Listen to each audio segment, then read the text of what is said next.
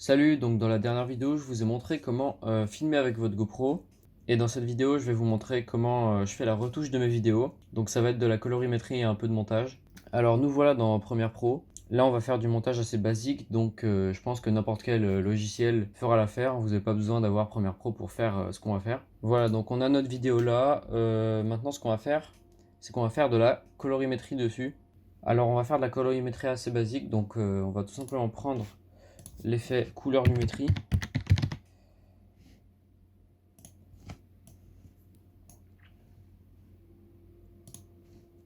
Voilà, donc une fois que vous aurez votre effet de correction colorimétrique, on va tout simplement aller dans la correction de base, puisque pour l'instant on va juste rester dans les réglages de base.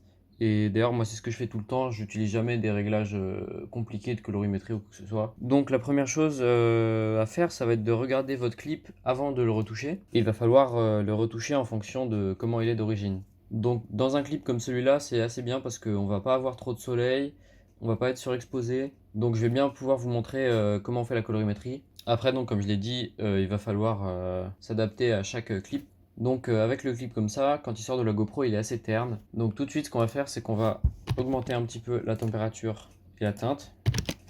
Moi je mets 5, c'est pas beaucoup, mais ça rend un petit peu mieux déjà.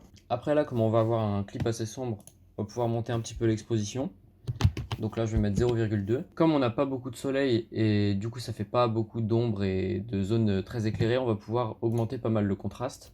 Donc là je vais mettre 30. Et voilà, rien que là déjà notre vidéo elle est un peu plus agréable à regarder, rien qu'en touchant ces premiers réglages assez simples. Après les 4 prochains réglages, on va pas avoir besoin de les toucher pour ce clip, mais par exemple les tons clairs, les tons foncés, les blancs et les noirs, ça va vous aider justement si vous avez beaucoup de soleil ou des zones sous-exposées ou surexposées sur vos vidéos. Donc le meilleur moyen d'apprendre la colorimétrie, c'est tout simplement d'essayer des choses, de prendre des clips au hasard et de changer les réglages pour voir ce que ça fait. Donc ensuite, ce qui va être presque le plus important, ça va être la saturation. La saturation, en gros, ça va être l'intensité des couleurs. Donc c'est ça qui va être assez important puisque là, on a un clip qui a pas beaucoup de couleurs. Donc on va changer ça tout de suite. Donc pour un clip comme ça qui est pas trop éclairé, on peut mettre 130.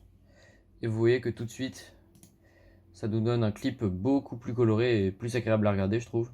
En tout cas, moi, c'est comme ça que j'aime bien faire la colorimétrie. J'aime bien avoir des couleurs éclatantes comme ça.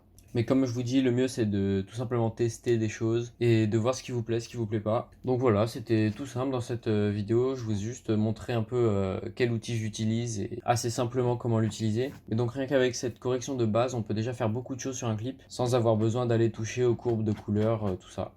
Voilà, donc c'était tout pour aujourd'hui. J'espère que la vidéo vous aura plu et à la prochaine.